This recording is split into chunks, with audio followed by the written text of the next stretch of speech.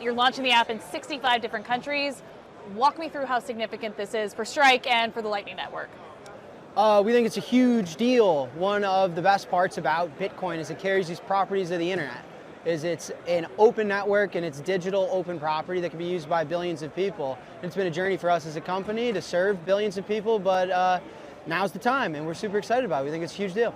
So somebody who doesn't understand how Strike works, what does this change? Now that you're launching in 65 different countries, what's possible now? So we care a little bit less about the country specific and more about, my favorite line is we're launching to 3 billion new people, which is almost half of the global population, is what excites us the most. The biggest change should be obvious, is that 3 billion more people can open an account on our platform and access what we do. And so we make payments better, we give you access to Bitcoin. Our mission statement as a company is better money. And so being able to deliver better money to 3 billion more people is huge. And if you look at the map of our markets, it's actually predominantly the global south. It's effectively all Central America, Latin America, and throughout Africa. So we're pretty excited to take better money to a market that we think needs it. I mean, I was going to curse. We're pumped. We're pumped.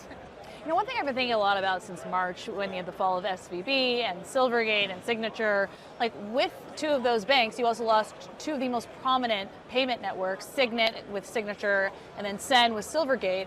And so it's my understanding that some crypto firms are just taking on a lot of extra risk after hours, on weekends, because there hasn't been a major payment network to really step in to fill that void. What does that mean for your business?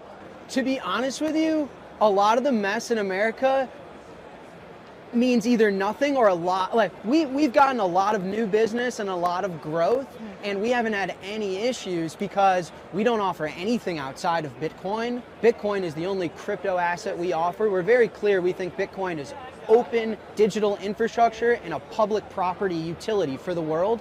And so we don't touch anything that the SEC is worried about. We don't have any issues opening any bank accounts. So we're very proud of the conviction that we've had and where value is real in this industry, is that no one's knocking on our door. I haven't gotten a Wells notice, no bank accounts worried about me. And in fact, we're growing and we're launching to billions of more people, and the product offering is resonating to a lot of people, no matter what the Fed does, no matter what Vitalik Buterin does, no matter what the Solana Foundation does. We don't care. And I think that matters because a lot of people are having a lot of issues trying to put up with that stuff. And so we're pretty proud. And long answer, sorry to your question, is no, my business doesn't care about any of that stuff. But I mean, okay, but also because of the banking crisis, you've seen this drop in liquidity. And you know, there's this narrative around Operation Choke Point 2.0, like kind of closing these rails between fiat and Bitcoin and other cryptocurrencies. And while that may not affect the way that you're transferring funds because you're operating with Bitcoin and dollar-pegged stablecoins, as you mentioned, I mean, I have to imagine that like less money in the crypto ecosystem in general, like not being able to onboard that is going to be a headwind. Yeah, so we don't, unfortunately, the crypto ecosystem is somehow coupled with Bitcoin. We don't see it that way, and you'd be shocked at how much of banks and the wider industry and regulators actually don't see it that way either. I'm not in the crypto industry. I'm not. But even getting money into the Bitcoin ecosystem, if you're blocking those payment on and off rails between fiat and Bitcoin.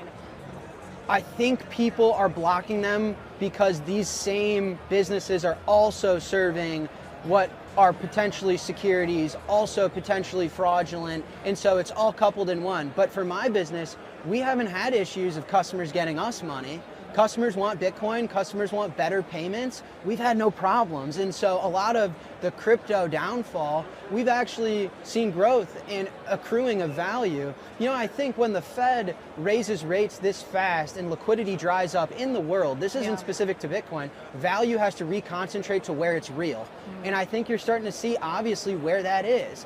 The Jack Dorseys, the Michael Saylors, like my business, we're not having issues. In fact, we're having a really interesting time changing the world.